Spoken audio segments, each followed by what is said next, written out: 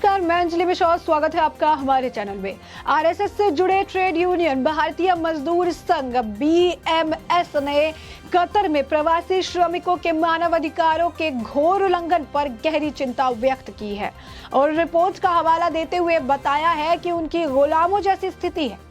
BMS का ये बयान तब आया है जब हाल ही में भाजपा के दो नेताओं द्वारा एक डिबेट में बात कही गई थी, जिसके बाद खाड़ी देशों में हलचल पैदा हो गई। कई इस्लामिक देशों ने भारतीय दूतों को तलब किया था। बीएमएस ने एक बयान में कहा, फीफा विश्व कप की मेजबानी के बाद से कई मानवाधिकार समूहों ने हाल ही में कतर में काम करने वालों की गुलामों जैसी स्थिति होने की सूचना दी। बीएमएस ने कहा कि 2014 के बाद से उस देश में 1611 भारतीय प्रवासियों की मौत हो गई और मृतकों के परिजनों को नश्वर अवशेष प्राप्त करने के लिए क्रूर समय का इंतजार करना पड़ा।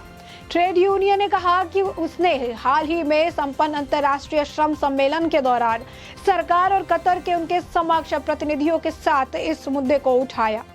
बीएमएस ने भारत के साथ साथ कतर के अन्य दक्षिण एशियाई देशों में श्रमिकों के लिए गंभीर स्थिति पैदा करने के लिए कफला प्रणाली की भी आलोचना की। अब ऐसे में बीएमएस ने कहा कि पासपोर्ट की जब्ती, ओवरटाइम काम, तंग आवास, यौन शोषण, विशेषता से क्षेत्र से बाहर जबरन काम करना श्रमिकों के लिए बड़ी मानसिक पीड़ा के स्रोत है। कफला प्रणाली का उपयोग खाड़ी सहयोग परिषद द्वारा प्रवासी श्रमिकों की निगरानी के लिए किया जाता है। इसके तहत सभी प्रवासी कामगारों के लिए देश में स्पॉन्सर होना आवश्यक है, जो कि वीजा और कानूनी स्थिति के लिए जिम्मेदार होता है। बीएमएस ने प्रेस रिलीज भी साझा की और उन्होंने प्रेस रिलीज साझा की जिसमें लिखा था कि बीएमएस ने कतर के प्रवासी कामगारों के घोर मानवाधिकार उल्लंघन पर चिंता जताई है। साझा की जिसमें लिखा हुआ था कि भारत का सबसे बड़ा केंद्रीय ट्रेड यूनियन होने के नाते बीएमएस प्रवासी कारीगरों, विशेष रूप से कतर के भारतीयों के मानवाधिकारों के घोर उल्लंघन से बहुत चिंतित है। कई मानवाधिकार प्रहरी ने हाल ही में कतर में फीफा विश्व कप की मेजबानी के पुरस्कार के बाद से दास जैसे काम करने की स्थिति की सूचना दी है। ये ध्यान रखना बेहद जरूरी है कि 2014 से लेकर अब तक देश में 1611 भारतीय प्रवासियों की मौत हो चुकी है और घर वापस आने वाले परिवारों को नश्वर अवशेष प्राप्त करने के लिए काफी समय का इंतजार करना पड़ा है। काफला प्रणाली ने भारत के साथ साथ कतर में अन्य दक्षिणी एशियाई देशों के श्रमिकों के लिए भी गंभीर आघात का कारण बना है। पासपोर्ट की जब्ती, ओवरटाइम काम, कुछ समय के लिए रहने की जगह छोड़ने की अनुमति से इनकार, तंग आवास, यौन शोषण, विशेषता के क्षेत्र से बाहर जबरन काम श्रमिकों के लिए बड़ी मानसिक पीड़ा के स्रोत है। इसमें लिखा था कि जेनेवा से आयोजित अंतर्राष्ट्रीय श्रम सम्मेलन 110वें सत्र में बीएमएस प्रतिनिधि 27 मई को 11 जून 2022 के दौरान सरकार और ट्रेड यूनियन के सामने इस मुद्दे को उठा चुके हैं। वहां कतर प्रतिनिधि बीएमएस ने कतर राज्य के राजदूत के खिलाफ भी विरोध दर्ज कराया है।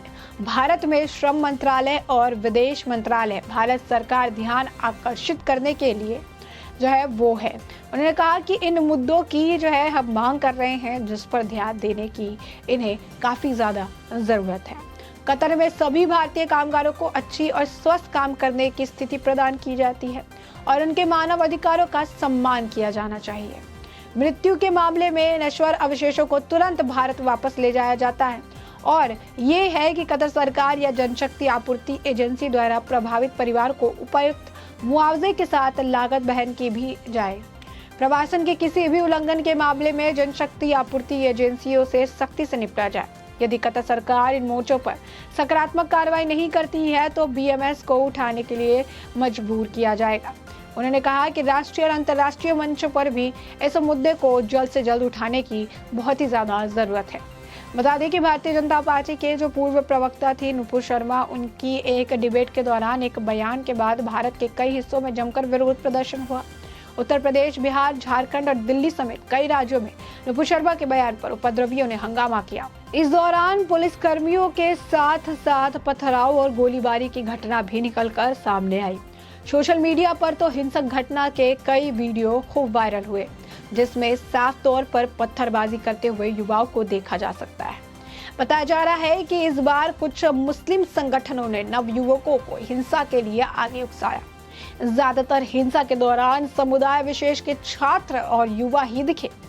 नुपुर शर्मा के बयान पर सवाल देश में नहीं बल्कि कई मुस्लिम देशों में भी देखने को मिला। कतर, कुवैत, ईरान, सऊदी अरब और पाकिस्तान समेत कई मुस्लिम देशों और संगठनों ने तीखी प्रतिक्रिया दी थी और भारत के सख्त कार्रवाई की मांग कर डाली। हालांकि बीजेपी अपने नेता के ऊपर कार्रवाई करती नजर आई थी। नुपुर शर्मा और नवीन जिंदल को पार्टी से बाहर निकाल दिया गया, 6 साल के लिए निलंबित कर दिया गया।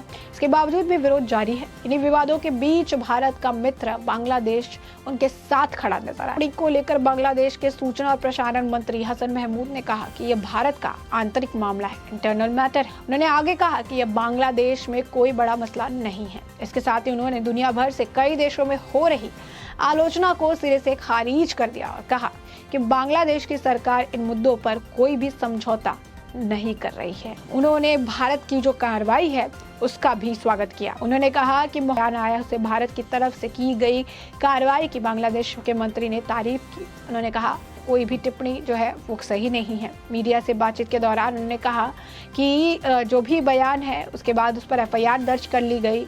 हम उम्मीद करते हैं कि इस पर कड़ी कार्रवाई की जा रही है। बांग्लादेश पर कट्टरपंथियों की तरफ से ये आरोप लगाए जा रहे हैं कि इस मुद्दे पर बांग्लादेश सरकार का ढीला रवैया अपना रही है, जिस पर उन्होंने कहा कि बांग्लादेश की सरकार कोई भी समझौता नहीं कर रही है। उन्होंने आगे कहा कि बांग्लादेश सरकार की गई टिप्पणी जो है उसे गलत करार देता है, लेकिन ये भारत का इंटरनल मामला है। बांग्लादेश के मंत्री ने बोला कि यह मेरे देश का आंतरिक मामला नहीं है, जिसके कारण बांग्लादेश की तरफ से सार्वजनिक बयान नहीं दिया गया।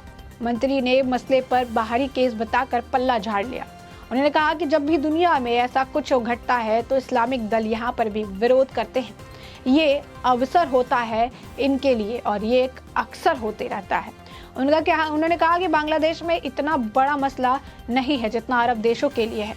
उन्होंने कहा कि पाकिस्तान, कुवैत, मलेशिया जैसे देशों ने इन मसलों पर बड़ा विरोध होता रहा है। अब दुनिया में कहीं भी आपत्तिजनक टिप्पणी होती है तो उसकी निंदा होनी चाहिए। भारत सरकार की तरफ से कानूनी कार्रवाई के लिए हम उन्हें बधाई देते हैं कि उन्होंने बहुत ही बेहतर काम किया है। बांग्लादेश जो है ऐसे वक्त में जब बांग्लादेश पर भी प्रेशर बनाया जा रहा है कि वो क्यों ढीला रवैया रख रहा है, लेकिन फिर भी वो भारत के साथ खड़ा नजर आया है। गौरतलब है कि टिप्पणी के बाद Saudi Arab, Kuwait, Qatar, Bahrain, UAE, Malaysia समेत कई मुस्लिम देशों ने विरोध जताया। ऐसे में भारत का पड़ोसी देश बांग्लादेश की टिप्पणी आना अच्छी खबर है कि बांग्लादेश में भी कुछ कट्टरपंथी मुस्लिम संगठन हैं जो कि इसे लेकर जो है अपनी आपत्ति जता रहे हैं, जिनकी संख्या बहुत कम है और इन्हें किसी भी तरह का समर्थन भी नहीं मिल रहा। इसके बावजूद भी काफी हल्ला मचाते हैं। जब सभी मुसलमान पर बयान के बाद अपनी कड़ी आपत्ति जता चुके हैं, ऐसे समय में बांग्लादेश का भारत के साथ खड़ा रहना अपने आप में अहम माना जा रहा है। तो ऐसे में हमने जो है आपको ये पूरा मसला जो है बड़े विस्तार से बताया। हमने आपको बताया कि किस तरीके से कतर में जिस तरीके का जो प्रवासियों के साथ एक जो इंस्टेंस लिया जा रहा है, प्रवासियों के साथ जिस तरीके का सलूक किया जा रहा है, उसे लेकर एक प्रेस रिलीज जो है जारी किया गया।